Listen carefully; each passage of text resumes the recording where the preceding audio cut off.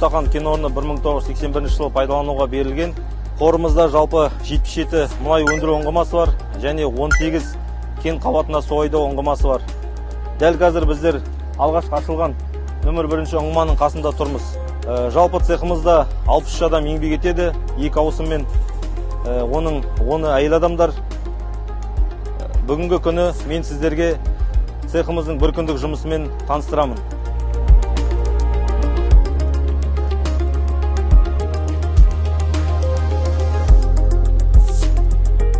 Біз қазір қабат қысымын сақтау бригадасына келіп тұрмыз. Бригада шебері Алдабергенұлы Берік. Біздердің жұмыстарымыз жер асты қабат қысымын сақтау, ұңғымалардың қысымын көтеру жұмыстарымен айналысамыз. 7 оператор қарамағында жұмыс жасайды. Олардың 4-еуі машинист, 3-еуі қабат қысымын ұңғымаларды қадағалайтын операторлар. Соның ішінде бір операторым Сақтағанова Айгүл. Осы сұйықтықтарды ұңғымаларға жету үшін қысымдарды қадағалайды. Осы оператор Сақтағанова Айгүлдің осы жерде жұмысы. Біздің бөлімшеде 5 сорабымыз бар, 18 ұңғымамыз бар. Солардың жұмыстары осы экран арқылы қадағаланады.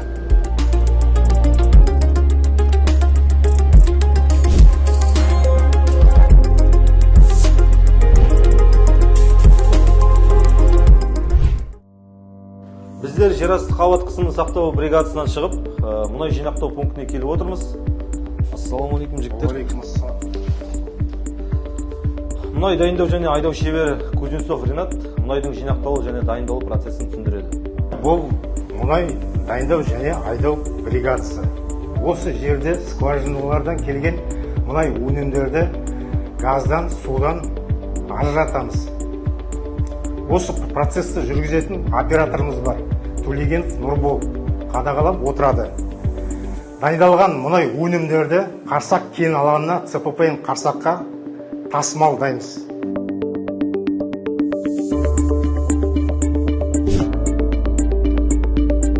Қазіргі таңда Ботақан кен алаңында 155 ұңғыманың басында жұмыс барысында келіп жатсыңдар. Жалпы жерасты жөндеу бригадасының жұмысы жерасты құрал жабдықтарының жөндеу жұмыстары.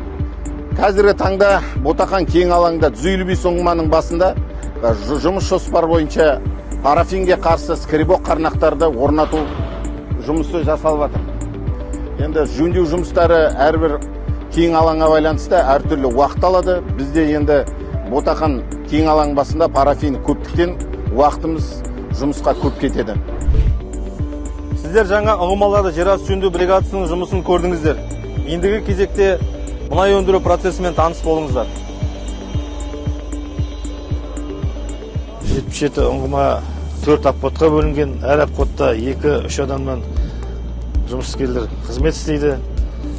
Қазіргі таңда оператор Дүйсенғалиев Асқат өзіне бекітілген 186 ұңғымада ұңғыманың жұмыс жасау процесін қадағалауда. Яғни трубный, затрубный давлениелерін қадағалайды.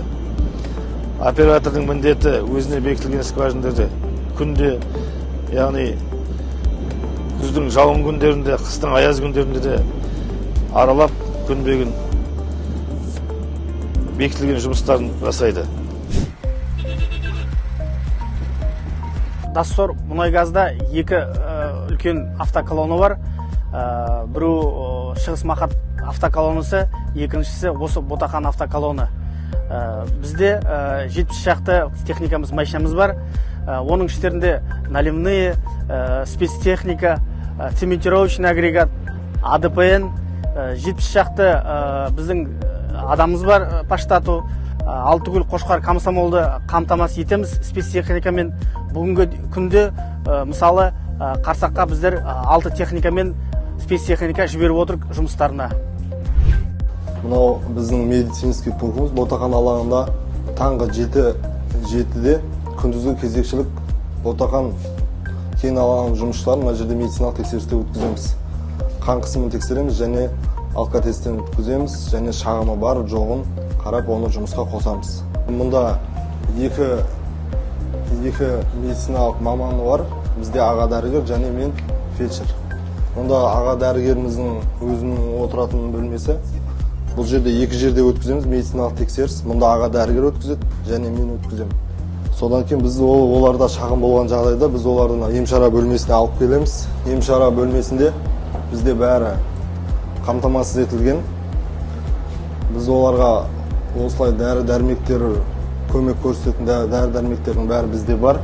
Және оларды мұнда жатқызып, ЭКГ аппаратына түсіреміз жүректі. Егер ода жүректе шағым болатын болса.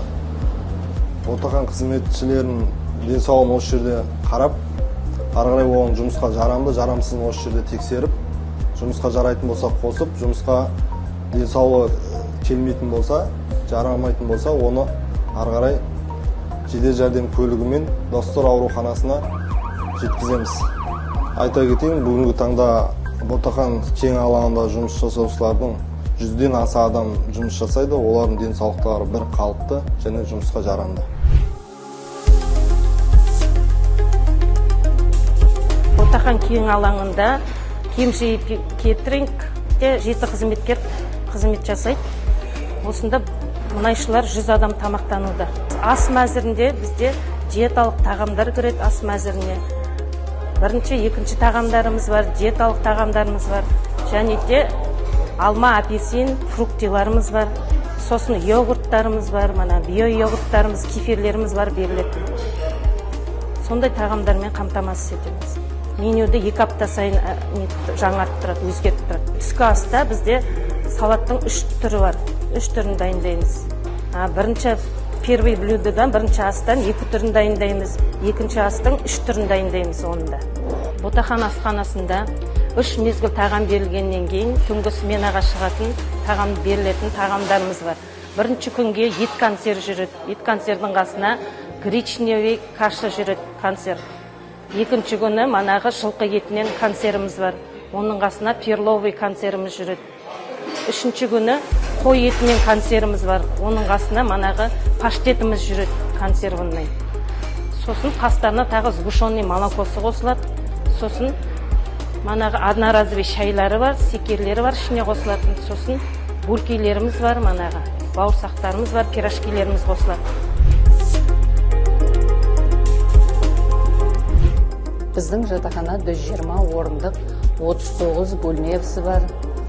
Ішінде 2 орындық, 3 орындық және 4 орындық бөлмелер бар. 2 демалыс орны бар, жаттығу бөлмелері бар. Және де бильярд бөлмесі бар. Біздің жатақхана барлық жабдықтармен жабдықталған. Біздің жұмысшыларымыз жұмыстан шаршап келгенде демалуға барлық мүмкіндік бар. Сіздер бүгін Ботақан мұнай және газ өндіру цехының бір күндік жұмысымен таныс болдыңыздар. Біздің ұжым елдің экономикасының дамуына өз үлестерін қосып келеді.